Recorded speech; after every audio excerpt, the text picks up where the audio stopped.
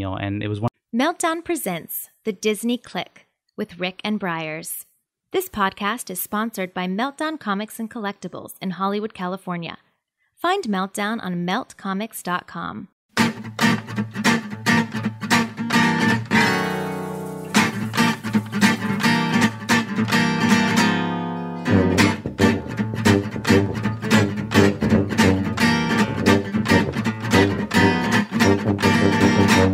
Hello and welcome to another week of the Disney Click with your hosts, myself, Briers.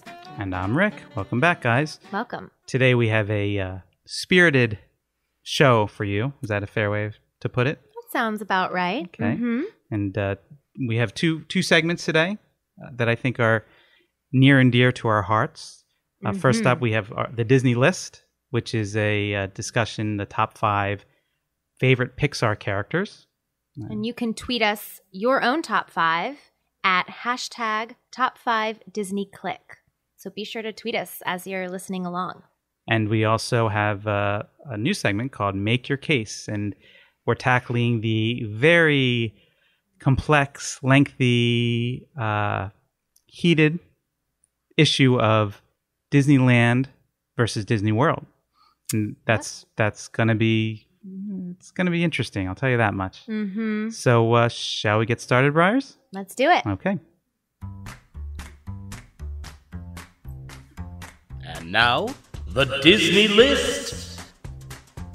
Okay, our first segment today is the Disney List, and we are doing top 5 Disney Pixar characters. So we've chosen our top 5 Disney Pixar characters from any of the 15 films that have been released. So including sequels, and this can be any character, doesn't need to be the main hero or heroine.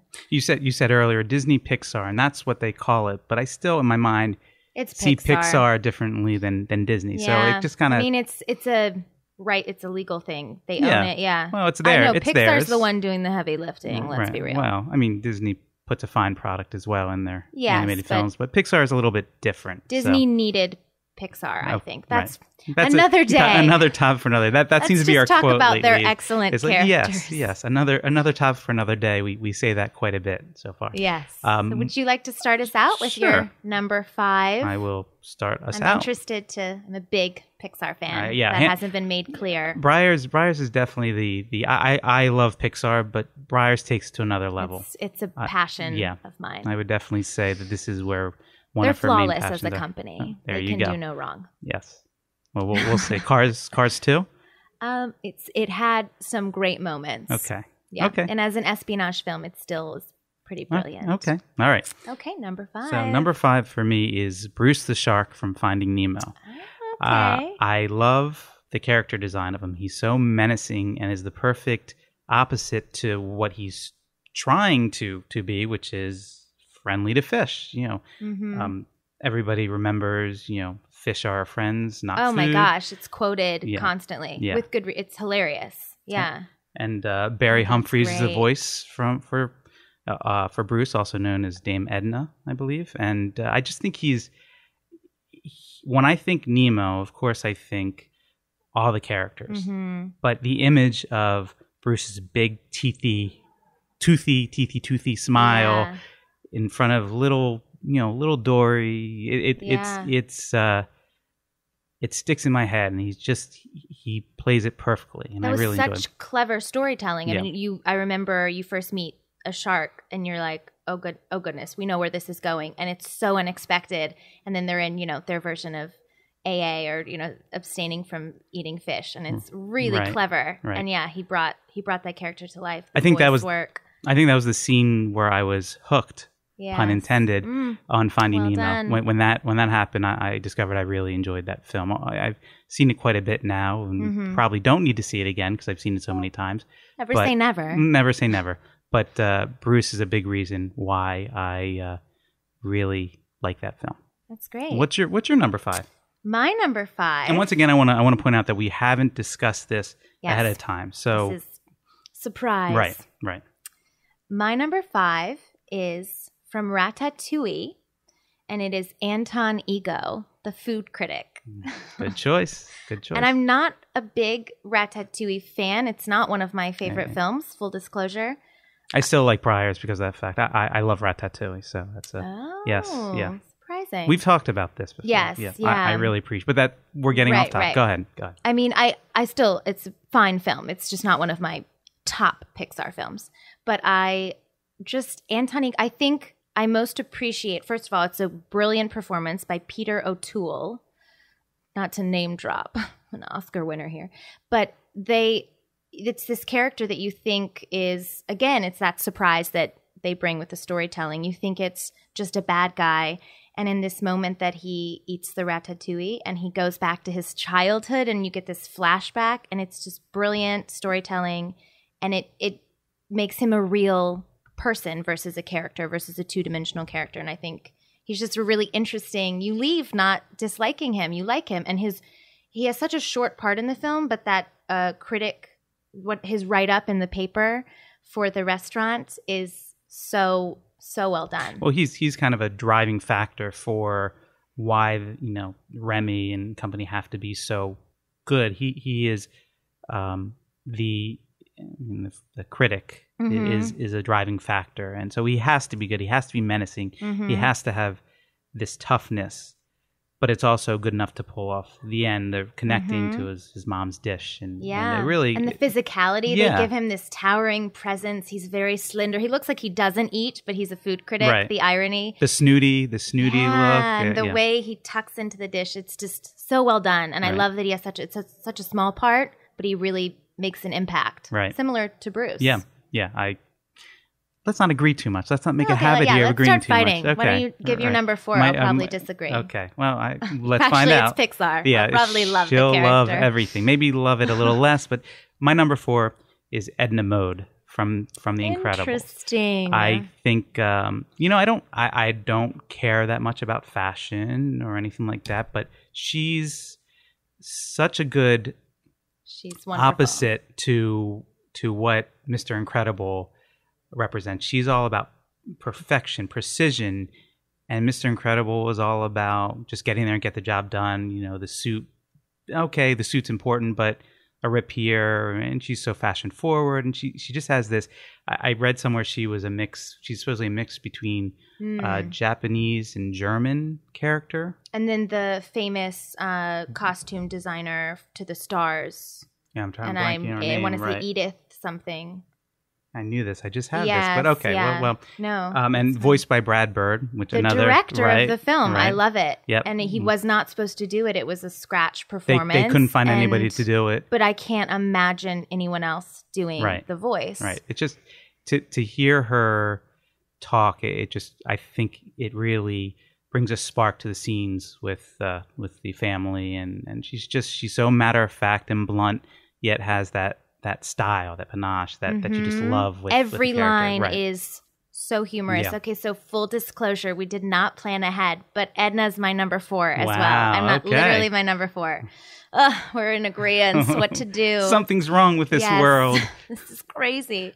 No, so why you? Why? I mean, it's everything you said, and again, kind of speaking to every character we've said so far, she has a fairly small part in the film, but really makes an impression.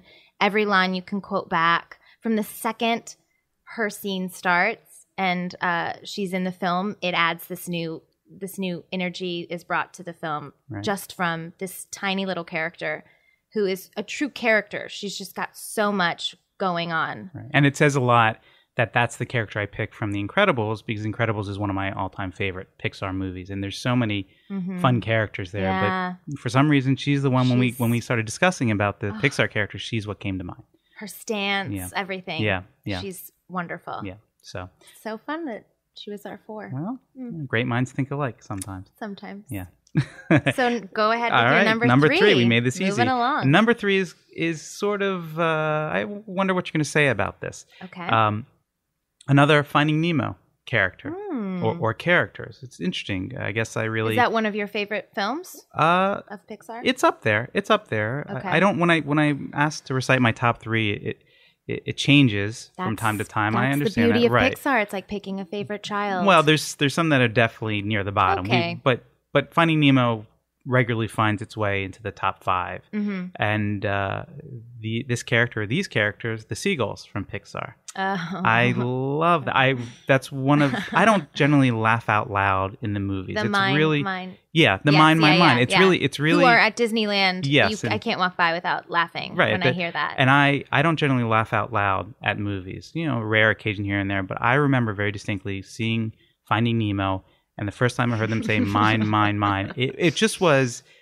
Great. Spot on. Yeah. And just laughed so loudly when they start that. And, I went back and watched the scene where the pelican is trying to help out, the fish finding Dory. Wants directions, And they're giving seagulls, him nothing. Well, the seagulls, in this scene, they're on the dock, and the seagulls just are gathering, like, ominously around them, saying, mine, mine. And the pelican's kind of looking around and sees them coming.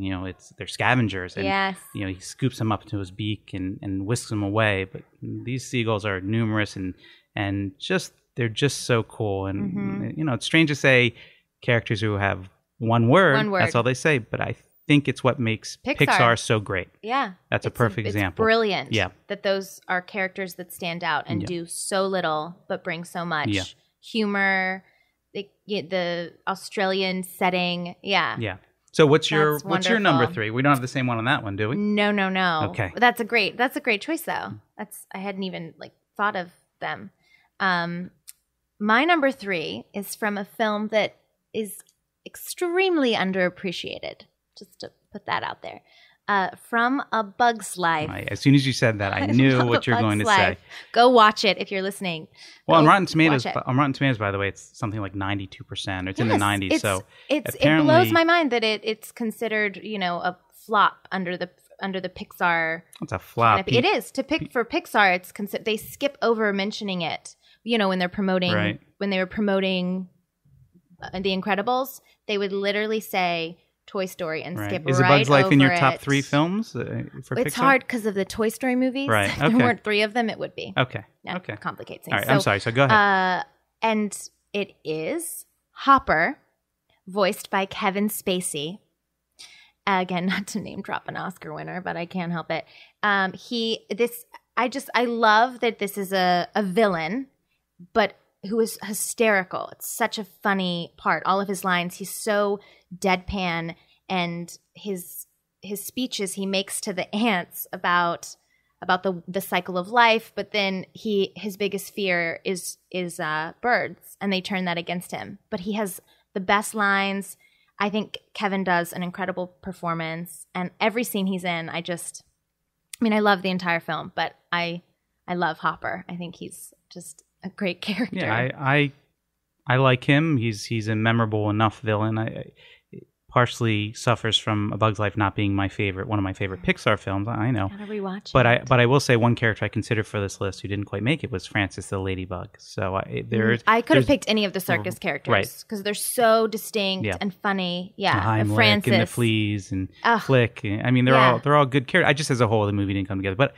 Hopper, I do like Hopper. The characters are so hard. There's very few characters that I can say I out and out dislike in the Pixar films. Right. So it was tough picking, but it was fun to kind of dig through and see which ones really connected for us and which ones made an impression. And Hopper, and if you rewatch the film, stay through the credits. This was when Pixar still did their outtakes and had the characters in the film act like they were actors. Right. And Hopper's outtakes with Julia Louis-Dreyfus, who plays the Princess Ada, are hysterical. She's pretending she's cutting up and finding him funny, and she's like, I need a break in my trailer, and it's just so spot on to how films are actually made. And I wish they still did those outtakes. Yeah, that's true. And I think they don't really do that anymore. Stopped. Do they? Yeah, it was kind of a cutoff after I think Toy Story 2. Yeah, it's been a while since I've seen them. Yeah. So bring it back. If you're listening, Pixar. Bring back the outtakes. Maybe they'll oblige. We have sway. So your number 2. My number 2. This is one that I think could be on Briar's list, but maybe not. I don't know. Maybe not. Doug from Up. Doug from Up. He is great character. I like dogs, not quite to the level of Briar's. Briar's loves dogs. I don't love everything. Disclaimer: I have things I dislike. They capture what you think a dog is thinking or saying, and I think everybody who thinks of Up after they think of that first 20 minutes of the movie, the sequence, the next thing they probably think is squirrel. Mm-hmm. Right, and that electronic collar that changes his act or his what language he's speaking. He says, "I just met you and I love you." He's everything that is good about dogs, and it's brought to life as only Pixar seems to be able to do in a lot of cases. He's just such a sweet, fun, great character in an otherwise good movie. Not my favorite movie, but I love Doug in that movie. And also voiced, I believe, by someone who worked on the film, not an actor. Bob Peterson. Which I love. I love when that happens just organically, that they're like, we're not really finding something that's being brought. And I can't imagine another Doug. And I love that was kind of happenstance. Bob Peterson, writer of Finding Nemo, A Bug's Life, Toy Story 2, Up, and the upcoming The Good Dinosaur. So that's pretty cool to be able to voice actor on a film you're involved with, and also write all these great Pixar movies. So Doug to be so talented. Yeah, Doug is a great character. So yes, I agree. And you're number 2. Yeah, he's not on my list, but I agree. All right, okay. My number 2 is another villain. Obviously, I have it out for the villains. I think I love that Pixar humanizes them, and you see why they are the way they are, versus just being like, that's a bad guy, this is a good person.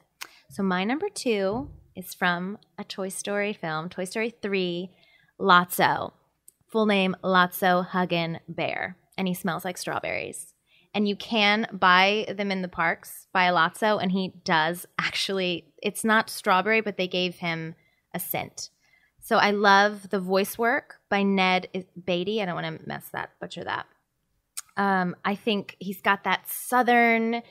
And you first meet him and you think he's friendly, and then he's kind of two-sided, but you learn his backstory, that he was abandoned, and it kind of all makes sense. So yeah, he's definitely bad and controlling and making bad decisions. But is Ned Beatty an Oscar winner too, by the way? You've mentioned, I don't know if he is or not. It just seems to ring a bell to me. Yeah, he's definitely probably been up for it. Right. Yeah. As an aside, but very talented and a huge body of work. Okay. Regardless. Yep. But just such a character. He comes on screen and he's kind of one of the only stuffed animals in that world, and he's their leader. He's got a cane and he's been battered, and I love him. I think he's great. I love Toy Story 3. I love all the Toy Story movies, I should say. I'm not going to disagree that he isn't a good character, but I will say that as far as the villains go, he doesn't stick out in my mind. His character design sticks out in my mind, but how he is, what he says, doesn't stick out in my mind. Yeah. So that's not to say I dislike him. Not at all. I think there's better. I think Hopper's a more memorable villain for me than Lotso. Interesting. I think I like too what the other characters say about him is very comical. Right. When they think he's so friendly because of his smell, and I don't know. It's hard for Pixar to do wrong, and absolutely. And I do, when I see the pink bear, I know it's Lotso. I get that. I guess I'm just associating. It was a real toy. This I did not know. Was it really? You can go on YouTube, search Lotso Huggin' Bear. I found the old 1980s I ad. did not know that. It blew my mind. No, yeah, same color. I couldn't. I mean, almost all the toys in the film are real, but I thought Lotso. I just figured he's so creative. I just thought, this pink bear must be made up, actual, real animal, and kind of. Does he smell like strawberries? The commercials are a little. I think he might. Okay. I need to refresh myself on that, but. The commercials are a little eerie. They're like at night and the kids are hugging him. He might even glow or something. It was a little like the children are, so that kind of, but it worked with the strawberry smell will be the last smell you smell before you die. That kind of commercial. I guess. All or, kids that are horrified, they make it through the night. Well, there's a lot of toys out there that can horrify kids, but Lotso is not one who I would think. But these commercials, maybe it's just the graininess because of when they were made and having them put on YouTube. Go on YouTube. It was eye-opening. I thought he was made up as well. Okay, well. So he's real, to give him more layers. That's good. I'm going to go check that out after the podcast. Yeah. My number one. I'm going easy on this one. I'm going obvious on this one. Sheriff Woody Pride. Woody from Toy Story 1, 2, 3, all the specials. He is what made me realize how good Pixar was or could be. When I first saw him, I was working in a movie theater at the time when the first Toy Story came out.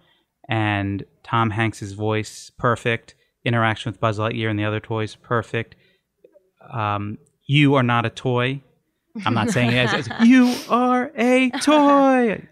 Yeah. Just great. And he, to me, is what renewed my faith in Disney movies or Pixar movies at the time as an adult.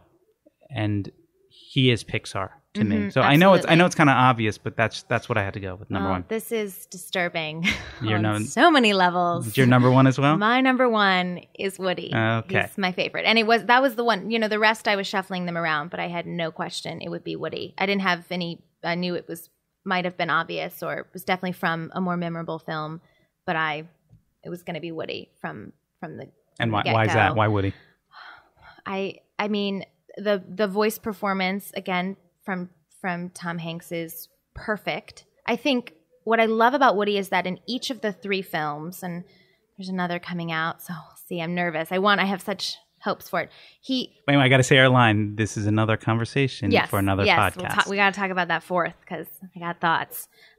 He has so much growth in each film, and it's so distinct what's happening. In the first film, he's going through his first rejection from Andy, and he's had this perfect relationship with Andy. And then in the second film, he's considering maybe there's something else out there. I can have this other life, and it's Buzz bringing him back. And then the third, it's growing up, and he's the one leading the charge, leading the other toys, and he's the heart and soul of those films, and the heart and soul, the heart and soul of Pixar. Absolutely. I think. That's so. It's a sentimental pick. He deserves it on his own, but I think he represents Pixar in my mind. There's this great John Lasseter story. He said when they were making the first one that they worked for years and years on it. It was such a labor of love and felt such a connection to the toys and the characters. And he was at an airport and saw this little boy waiting on his dad to greet his dad. And he had his Woody doll. And he remembered thinking, they're not ours anymore. They belong to the world and all the children. Everyone gets to experience these toys now. And I feel like those, Woody and Buzz and the early films really, are in the Disney pantheon of characters, the greats, and will stick around. Well, we've also had the longest time to get it stuck in our brain. Right. Time will tell about some of the newer ones coming. Yeah, exactly. But I think these I don't think they can go away. And they're newer generations, they're making the same impact. Woody and Buzz Lightyear will be there for a long time, if not forever. I'm not going to put them Mickey Mouse level, but they're pretty strong as far as what we associate with Pixar and Disney now. Disney, yeah. So, hard to beat Woody, hard to beat Buzz and all the Toy Story games. Listen to You've Got a Friend in Me. And so wait, I'm a little disturbed that we agreed so much. So I think the same two. It wasn't even like we had them in different spots. We don't talk about this. Yeah, I feel like people are going to think we are honest people. We did not plan this. Briers, let's mess that up right now and change that and go to our next segment of Make Your Case. Mm-hmm. Next up, Make Your Case. All right, guys. So this is a segment called Make Your Case. This is something where Briers and I pick a side on a certain topic and argue our case. And today we're doing Disneyland versus Disney World. I should say ahead of time, this might spoil a little bit. We both have love for both parks. Mm-hmm.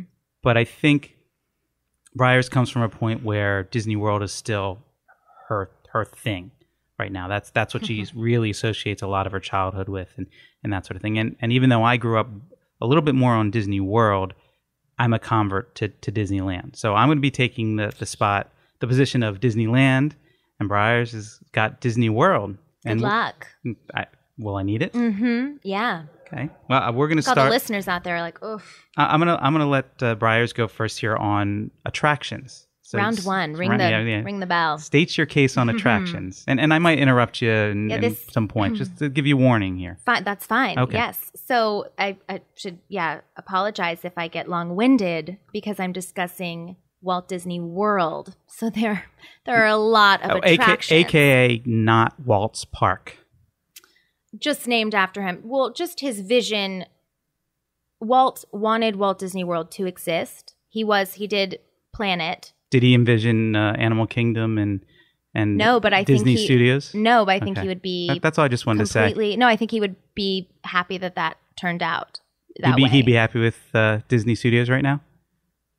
Yeah, I mean, I think the fact that there is a Disney Studios and they're working on it. I'm trying to bait Briar. She's not taking it. She's very composed here. Oh no, I'm good. Okay. I feel like I got the easy. I drew the long straw, so I'm good. Okay. Well, what about attractions? What attractions? Like I said, give me attractions or shows and rides. Okay. Mm-hmm. But just to clarify, Walt obviously first had Disneyland built. And he commissioned the creation of Walt Disney World to fix what he saw as flaws in land. So land is wonderful. Like you've stated that we both love it. I love it. But he felt that it was too small, that it couldn't expand as much as he saw it expanding. You know, he had a grander vision a la Magic Kingdom, or these other parks growing. And that's why there are now 4 parks, 2 water parks. That's what he wanted, was a bigger world experience. And the tunnel system being more extensive and going underneath all the parks. He wanted for people to come and the magic to really be magical and for things to be hidden, for characters to not be seen. Are the tunnels in every park? Are they in every park? As far as I know, yes. Yeah. Okay. They're throughout the entire... the olive world. Okay, so it's more it's well planned, is what you're saying, over Disneyland. Yes, okay, and a lot more land was bought. It was kind of a redo. It's like, okay, we have this great park. Let's do it again, just a little better. Okay, you're getting off. Sorry, no, I wasn't getting off. Give me the I attractions, was just laying the groundwork, just like Walt. Yeah. I think you're going to some of your strengths. I want to see the attractions part. Okay. Oh, the attractions are a strength, I think, because there are so many. Show me. Tell me. Right. So I kind of wanted to, because there is an overlap, at least with Magic Kingdom and Disneyland, there's an overlap of a lot of rides.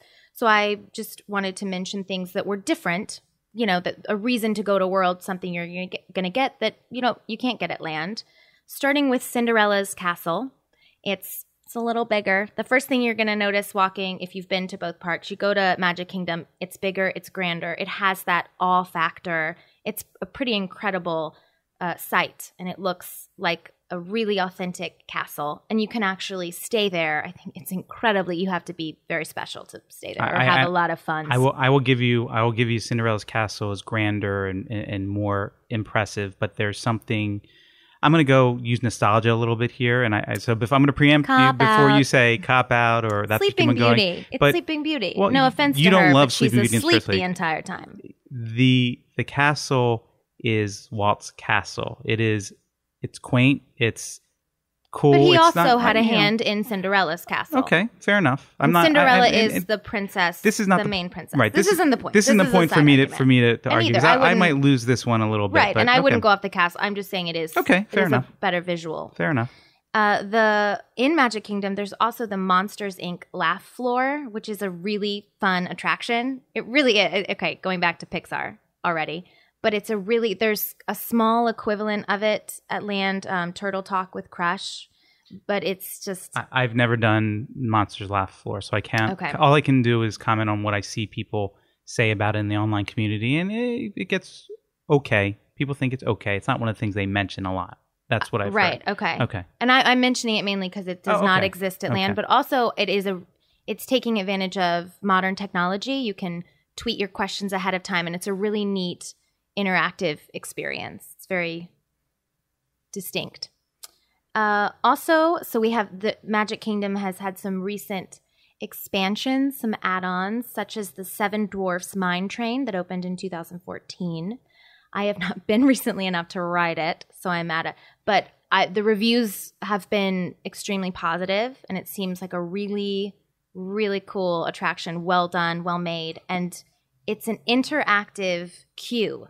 So while queue is the fancy Disney term for line. And by the way, bring in the Brits. you can tweet us at World or Land. Hashtag World or Land. Or if you have any other, chime in. Let us know. Or hashtag if you the have Disney a preference. Click as well. So I want you guys to participate in saying how wrong you feel Briers is about this. So. Or, if you were going to win a free 4-day pass, would you rather win a free trip to Disney World or Disneyland? I think most people would want World. All right. I'm sorry I changed the subject briefly there. Sorry, Go ahead. I had to crush you so quickly. So then there's so many parks, so I'll try to be brief. I apologize. It's just such a it's the world, Disney World. Epcot, in the Epcot park, there's a Frozen ride coming, which I think will be, I think it'll be great. It's taking advantage of that. I'm sure the parents haven't had enough of Frozen at this point when it's finally ready next year and, several years after the movies. They haven't heard Let It Go enough. It's now part of I agree. It's now in the Disney, it's risen to the top, and I think it's neat that it's being honored with a ride. I think it's earned its place to have a ride. All right. And it's replacing the mouse an older ride. You have Spaceship Earth, the symbol of Epcot, and they've updated that ride. It's really fun, really interactive. You get to choose your role in your spaceship. You answer questions throughout the ride, really taking advantage of, again, modern technology. Test Track, it's a really great ride. Get your fix if you can't do Radiator Springs. And Mission Space is a terrifying ride, and the only one to have bags for if you get sick. It's that intense. So for people out there that say Disney's for kids, it doesn't have any thrill rides, go try some Mission Space. And the orange, is it the orange side that's the more intense one? There's two different sides. Right, and that was added after they had so many problems. Right. Yeah, I believe the orange is okay. Mm-hmm. Okay, so those are some rides. What you also are going to mention, I'm sure Everest. You haven't gone to Animal Kingdom. I haven't even gone to that. Right. Sorry. Okay. So I apologize. I'm giving you your time because I'm ready to give it to you. You know why? You tell me the 4 rides that they don't. Okay. Right. At Hollywood Studios, I'll try to be brief. The Great Movie Ride is a classic and so well. You have to admit, it is a wonderful ride. I wouldn't put it up against the best of rides. For people that want to come out to Hollywood, go to Disney Hollywood Studios. That Grauman's is cleaner, less crowded, and looks just like the real thing. Seriously. The first time I came to Hollywood, California, I was like, I really could just go back to Disney World, and it's even better. And the ride is great. I don't feel you're strengthening your case very much with this one, but go ahead. Go ahead. Okay.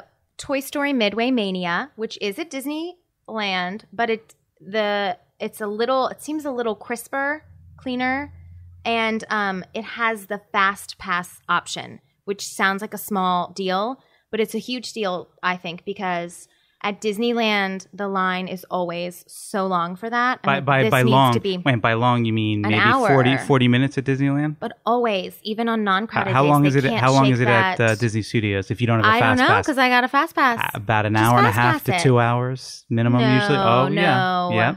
No, I think they're I'd say they're comparable because the parks are not going to be... No, I'm flagging you on this one. Well, it's usually a lot longer than 40 minutes. Well, I feel like it's longer at land. That line just never lets up. Okay. It needs a fast pass. Briers. But I never have to wait. It can be as long. It could be a 3-hour line. It could be Soarin' style. Doesn't matter because I can fast pass it. The Indiana Jones Stunt Spectacular is so much fun. Is a really, really great show. I haven't even brought up the shows. I haven't, there's so many good ones. And I think Disney World definitely takes the prize on the show side. They have more space. They have just the ability, the capacity to put on bigger and better shows. Right. The Lion King. I'm gonna cut you off because I feel like I need to jump in here if I may, and you can go back to the few things you didn't get to. I'm like halfway there. Only half. Well, then I better. Get on in there. Come on in. I feel like you're gaining an unfair advantage here by. Okay, good luck. So let me just talk about the rides that are better at Disneyland than at World. Pirates of the Caribbean, Space Mountain, Fantasmic, Buzz Lightyear Astro Blasters because they have a removable laser gun, Big Thunder Mountain because it's updated. It's a small world. Those are the rides that Disney World has that Disneyland have pretty. I mean, and this is an opinion.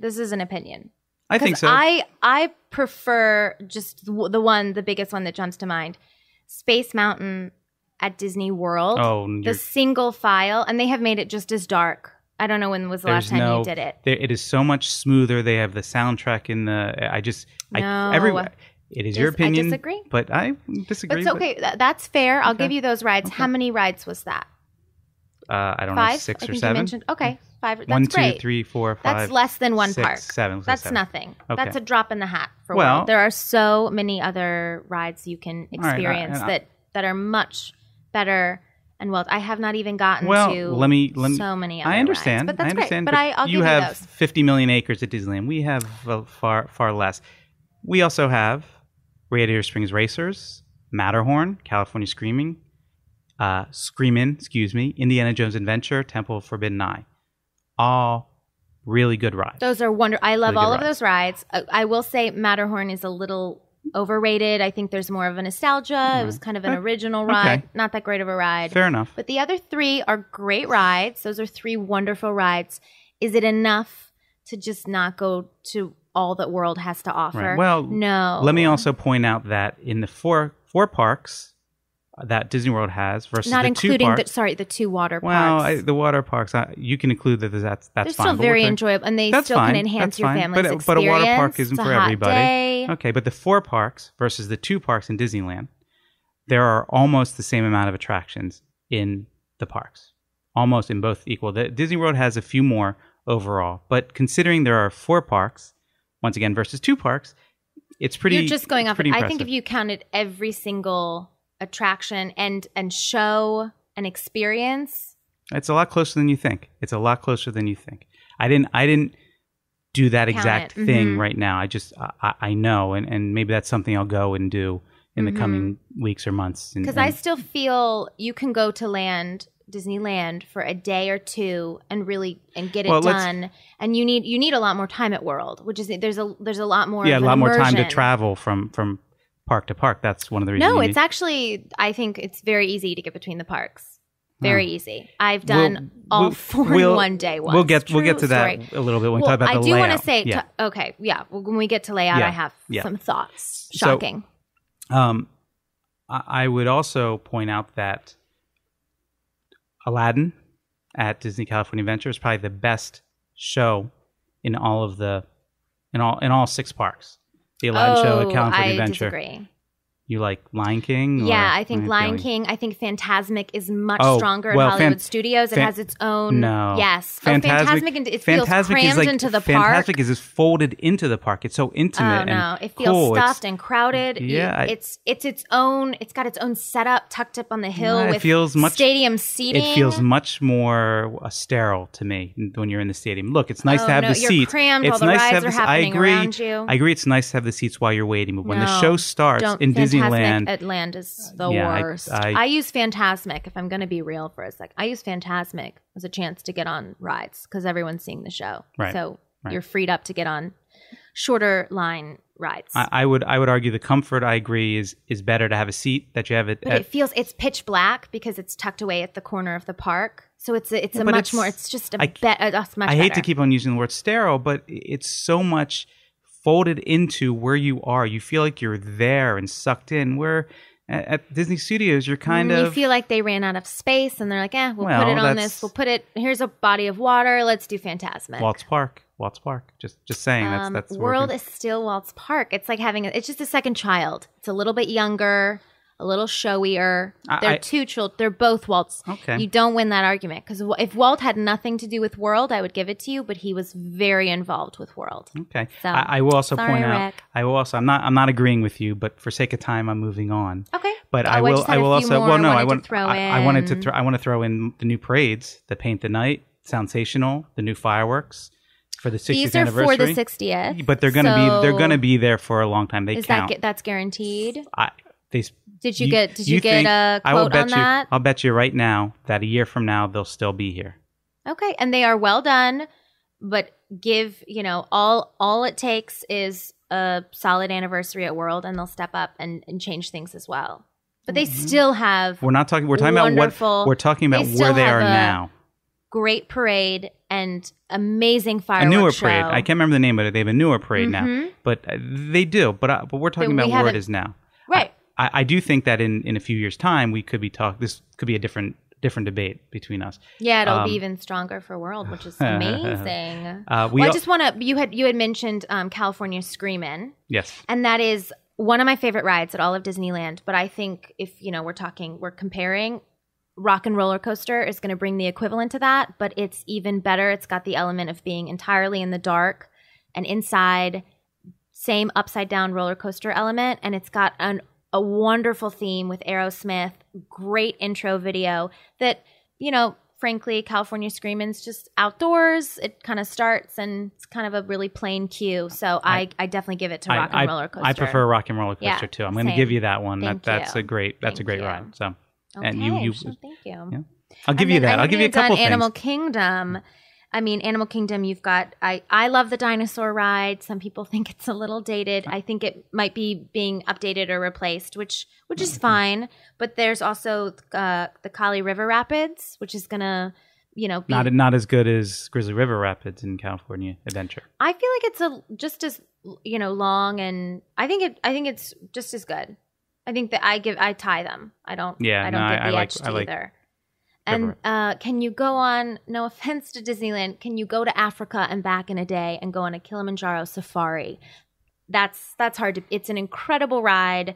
You literally, you're in Orlando, Florida and seeing giraffes, alligators, lions. It's a well done ride. There's a lot of advantages to having all that land and having 4 different parks because you set up a lot of different atmospheres and environments. But I don't want to keep.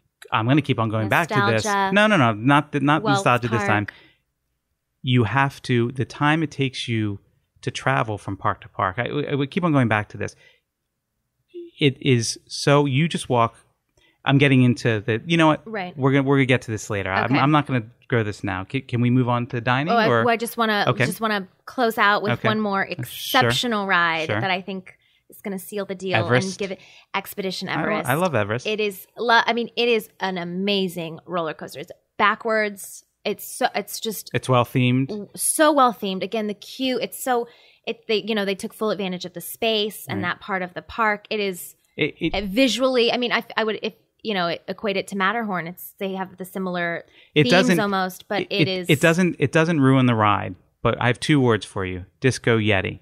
The Yeti hasn't worked for ages, so they just have the Yeti in a figure with a strobe light flashing on him. I don't know when I did not get that it's been like that all. for years. It's not moving. It just flashes on the Yeti. I never felt that. It doesn't make or break the ride. I was so terrified being on this amazing roller coaster that I didn't notice that the Yeti wasn't moving properly. But I will point out seemed fine to me. I will Yeti point was out nice and terrifying. that Disneyland wouldn't let that stand for this long. They've had broken elements, but they fix it a lot quicker. The care in Disneyland is so much greater than Disney World, and that might be virtue of the size of Disney World. It's hard to get to everything. I will say, though, and I haven't been to World as much recently, but Land has a lot of shutdowns, and I do not remember it being as. I mean, that's that care you're talking about, but every time I'm going there, they have a lot of things shut down to the point that it's fine because I'm a season pass holder. But if I wasn't, I've had moments where I'm like, whoa, if this was the day I chose to spend money and bring my family, this could backfire. Whereas if you're at World with your family and a ride is shut down, you can go to other parks, and there's so many attractions. I think you avoid options. You avoid Disneyland in the winter time, and that's when they're doing a lot of the refurbishments. That's the best time to go. Well, that's perhaps part why. Yes. If you avoid, but even in the January, summer, February, March, they shut down into April. Pirates regularly, but it's 1, 2, 3. There's Space always is shut down a fair amount. No. Yes. No. Mm-hmm. The last. I want to see facts. We're gonna have a follow-up episode on some of these. The last time I've been there, I've gotten to the front of the line 2 or 3 times, and it's shut down. Well, you're talking about brief shutdowns where it resumes later that day. Yeah. Right. Okay. Well, that happens everywhere. That's different than leaving parts not working. Okay. I'm talking about parts not working. But I don't feel I don't feel that there's an out and out difference between the two. I don't feel like I go to World and like everything is broken here. I feel like they do just as well of maintenance. Splash Mountain. I think they fixed it up recently in Walt Disney World, but for a long time, Splash Mountain had a hard time with animatronics in Walt Disney World, more so than Disneyland. I think that version is a little longer, and I. You didn't even mention. I gave you more. I like Splash Mountain. I didn't mention Splash because there's two of them. Right, but it is a little better. I like it a little bit better at Disney World too. Yes, so I'm fair and balanced. I can admit and I've admitted rides I like. Like what's a ride you admitted you liked better at? I gave you the ones you mentioned. I agree. I will give you Cars Land. Cars Land is incredible. Radiator Springs Racers I haven't been to the new test track version, I will say, but Radiator Springs is one of the best. rides and I'll out give there. it to you. And Cars but Land it is one ride. Really good. Yeah. I mean, you can't make your whole decision between two parts. Right, and I'm surprised you didn't. Well, I'm gonna save this for later. Let's move on to dining because we could talk for hours and hours on this. So let's go on to dining. Dining. Yeah, go ahead. What? Okay, so again, there's so many, so I just kind of tried to pick the key restaurants, key dining experiences. So the main one that's most exciting, that again is new and just opened, is the Be Our Guest restaurant in Magic Kingdom in the Fantasyland expansion.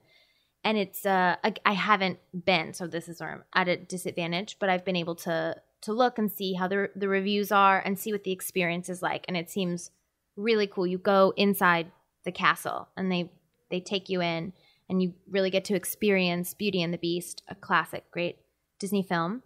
And they have quick service or table service available. So you can do a nice sit-down dinner there, or, you're in a rush, you just want to get the family through, you can do the quicker option. So that's great that it has both. The Nine Dragons restaurant in Epcot in the China Pavilion is beautiful. You got authentic Chinese food. Last time I was there, I ate there, and it was good. Good for theme park. Great view of the fireworks show. Mm-hmm. I think it's a really solid restaurant. And Epcot, I could spend all day. Epcot has it's the dining. I'd give it the dining part. I'm so many options. I'm going to make my case here in a minute, but I will tip my hat to you in the fact that, especially if you take into account the resort restaurants. There's so many. Right. Yeah. I tend to think that Epcot aside, I'll take the food in Disneyland over the parks in Disney World. Epcot being the exception. And once you put in the lodging, I think there's a strong case for the food being better at Disney World, at least having more options. So I will say that. Can I say a few things before? Go for it. Okay, because now that I've given the olive branch for a moment here. Thank you. I'd argue, as I said, that the food is better in Disneyland in the parks. Paradise Garden Grill. The Cove Bar with their lobster nachos, all at Disney California Adventure. We also have the French Market Restaurant, Plaza Inn. That's at Disneyland. And let's go back to Disney California Adventure. Pacific Wharf area that has the Boudin Bakery and the Mexican place and the Chinese food place. Carthay Circle, Club 33, Flo's V8 Cafe, the wine. The wine country Trattoria. That's in the park. You go outside of the park, you have Napa Rose, Ralph Brennan's Jazz Kitchen, Naples, Tortilla Joe's, Steakhouse 55, Goofy's Kitchen. Okay. There's a lot to list. There's a lot, and it's all right there. I'm not saying that we compete with the options that you have, because you do have more options, but what we have, especially in the park, especially in California Adventure, I will take any day over anything in the parks at Disney World, with the exception of maybe some of the Epcot restaurants. Okay, and I'm not trying to make the argument more is better. I think Disney World really has some excellent restaurants, and within each park, I think there are at least one or two that are definitely you can go to and you're going to be really satisfied. A lot of the ones you were listing, I will give you, I'm not a fan. The casual dining at Disneyland, I'm not impressed with. What's an example? Like Flo's V8 Cafe, for instance? Yeah. They changed the menu. I was disappointed. They changed the menu a year or two ago. It used to be kind of platters of meat with mashed potatoes, and now it's a little bit more standard fare, and that was very disappointing. But that's something I'm harsh on across. Okay. That's something I'm very. You it's the fine dining is where I think Disney does do what it's a splurge, it's an expense. One of the best meals I ever had was at Victoria and Albert's years and years ago, in the I'm forgetting the name of the real fancy hotel at Disney World now. Coronado. What is it? Not Coronado Springs. Yeah, no, it's the really nice one. Right next to Magic Kingdom. Yeah. Oh, yeah, gosh, I know. This is I'm terrible. thinking wherever Can't gets married. But at Victoria, the white one. Victoria. It looks like it's after the Coronado Inn on Coronado in San Diego. But we had a wonderful meal at Victoria and Albert's years and years and years ago. It was a special meal, and it was one of the best meals I've ever had. So I will give that a big thumbs up to Disney World. Mm-hmm. They have those special things that, Napa Rose, I haven't been in Napa Rose, but people rave about it, but I don't think it's quite the special level that Victoria and Albert's is. Mm-hmm. I mean, they have Mama Melrose's Restaurant Italiano in the Hollywood Studios. It's really well done. Theme-wise, yes. The food is very good. I think it's great. Okay.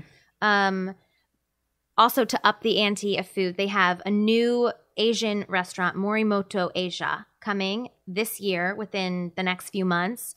It's Chef Masaharu Morimoto. A former Iron Chef. Yes, Iron Chef America. And he has a lot of restaurants around the country. And this will be located at the new Disney Springs, which we might get to discussing, a new expansion. I mean, they're always finding ways to not just expand out, but I think improve from within. And that's what they're doing with Hollywood Studios. They're really taking the space they've got and not just trying to make it bigger and bigger and bigger, but really make it everything, every space counts. Right. And I am not, except for, I will give Blue Bayou is excellent and Carthay Circle. Those are my go-tos at Disneyland. Outside of that, I don't think they have a lot, but I'm critical of Disneyland. Well, theme park food is theme park food. Tough. Disneyland does it better than Universal. Most. I mean, don't give me Six Flags. I mean, might as well be dining with kings. Disney does it well, and I've had some very good restaurant, some very good meals at the Disney parks. It's definitely a splurge for the really good stuff. You're gonna be paying more money. As I stated, I will. Yeah, I will take the Disney park. Inside the park restaurant, I'll take Disneyland. Outside of the park, I can concede a little bit more to Disney World because I just think they have more options. So, lodging. Now, this is a tough one because Disneyland has 3 hotels and a lot of good neighbor hotels. Disney World has 50 million. It's not even. They have the Dolphin and the Swan now, so that you have that as a mark against you. The Dolphin and the Swan. Because they're so. What's wrong with them to you? Just kind of ugly and not Disney-like. I don't think of them as. But they're on the property. They're so far out, though. A lot of them are far out. I think those, though, are really more conventions for people, doctors and lawyers attending medical conventions are going to go there. So I don't think families are often choosing that. But there's so many accommodations. What's great is at World, you really have options to fit any family's financial needs. There's really every level is so if you've got money to just throw away, you can. And if you want to, stay on a budget but still be on the Disney property, which really enhances the experience. I remember as a child just loving like the shampoo bottles were Mickey and they would, the sheets, and they would roll up your towels and do special things. At Disneyland, there are 3 hotels. I think they're all fine.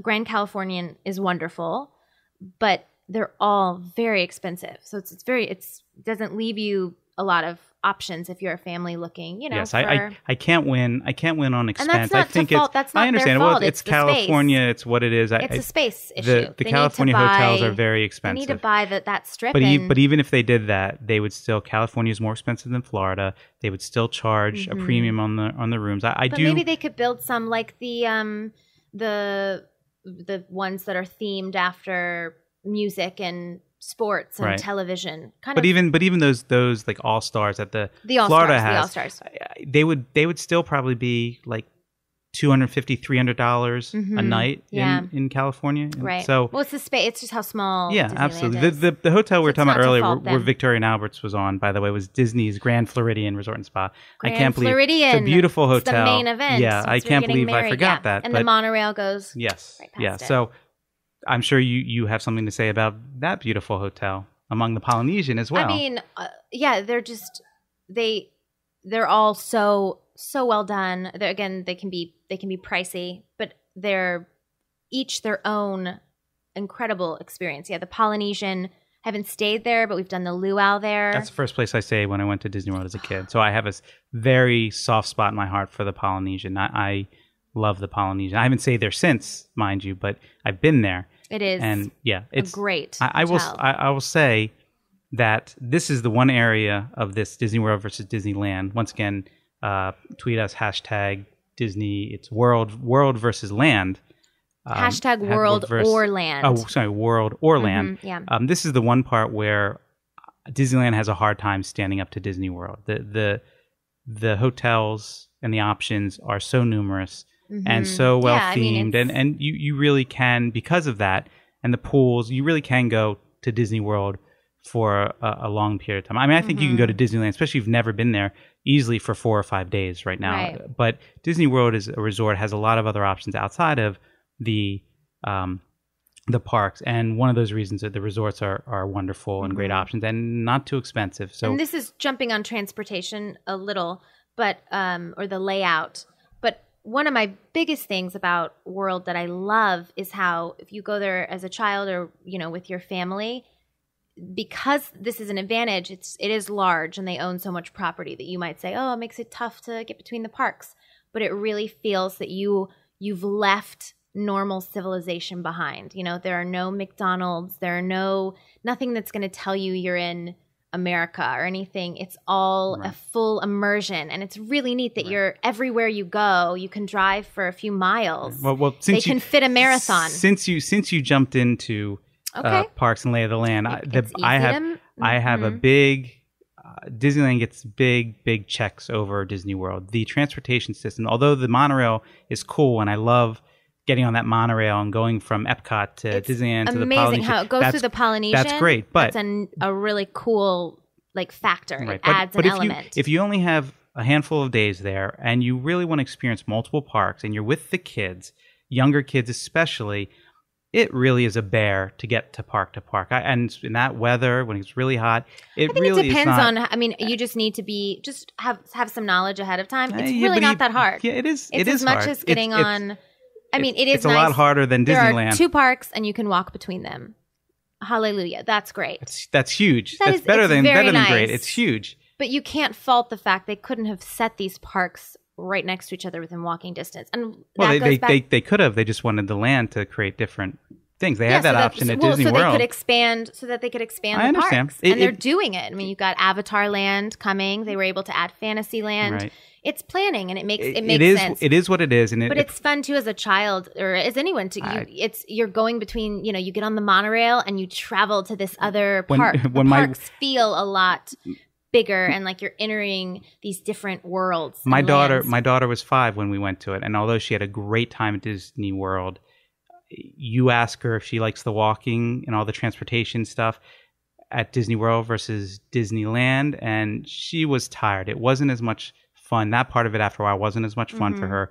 The parents, us as parents, were exhausted from that sort of thing. I think it's all a part of the fact that you are surrounded and encompassing Disney at Disney World, which is great, but it comes at a cost, and that cost is to get to park. You're at Hollywood Studios, and okay, great, we've done the 3 rides here. We're done. There are more than 3 rides at Hollywood Studios. Don't listen to Rick. He's crazy. We have to spend an hour getting to whatever park we're going to go to. Not an hour. Or going back to the hour. hotel. I think that's an over-exaggeration. Well, it can be tough. Not an hour. It's not that much of an exaggeration. You're not driving to Fort Lauderdale. You're driving. You're getting on a very accessible bus. The buses between, and then the monorail gets you between Epcot and Magic Kingdom, and that is a 5 to 10 minute ride. And it has its own if you happen to be at the smell, there's sense memory. But if you're at a park, if you're at a resort that's not attached to the monorail, you have to take a bus to the monorail station. But it shouldn't take you an hour. You're doing something. Right. You're doing something wrong. I'll let you talk. You need it. You need more floor time. I would just make the case that, especially if you have young kids, Disneyland is way better in that respect. If you have, if you have children 5 and under, to go back to your daughter's age when you went and felt that World was a little much, 5 and under, and you only have a few days, I would also say go to land, keep it with those kids, or get babysitters for them, and just the adults go crazy and go to World. But once all the children are 5 and up, World will blow their minds. It's so much more. It's just such an immersive experience. And I remember as a child going there and falling asleep after like 2 or 3 days, and we hadn't been to every park yet. There was still more to explore, and that felt really cool. Falling asleep and being like, oh, tomorrow's Magic Kingdom, or we haven't been to Animal Kingdom, and that's something you can't get. I mean, Disneyland is great, but you kind of get there and you've seen most of it within a few hours. You've seen what there is to see, and it is. I love Disneyland. Right. I don't want that to be missed. I agree with you that. I agree with you that 7 days is better for Disney World. Mm-hmm. If you have time, World. But 7 days in the Disneyland area, you also have Los Angeles area, and there's a lot of other interesting sites to see. Oh, interesting! Pulling Florida. The city. I'm just saying. I mean, needing LA on your side. I'm just saying. Go to the Hollywood Bowl while you're at it. Sure, why not? Yeah, no, I would agree. But in Orlando, you can go to, but I don't want to say Universal. You don't need to go to Universal. World will keep you busy and satisfied for 7 days, and you'll still be left wanting more. Okay, well. This is not a debate. This is not a debate that's going to. I think we both love and appreciate both parks, absolutely. And they have a different value in different places. Yes.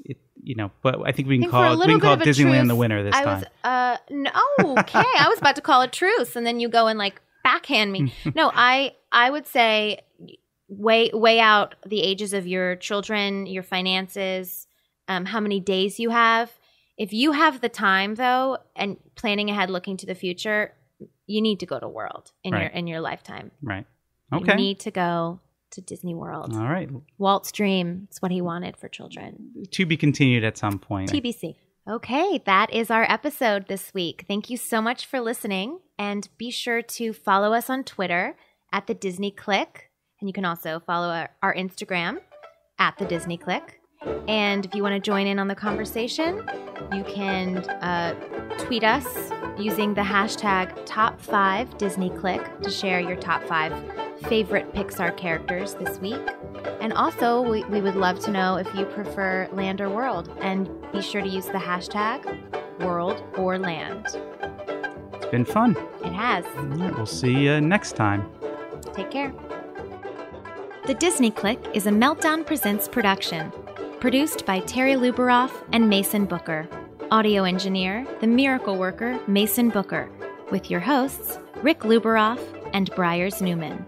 Our theme song, King of the Swingers, is performed by the Swing Ninjas and provided by freemusicarchive.org. Jazzy Frenchie is our break music and can be found on bensound.com. End credit music, Dill Pickles, is performed by the Heftone Banjo Orchestra and provided by freemusicarchive.org. Don't forget to tweet us at The Disney Click. You can also follow us on Instagram at The Disney Click. Use the hashtag Top5DisneyClick to share your own top 5.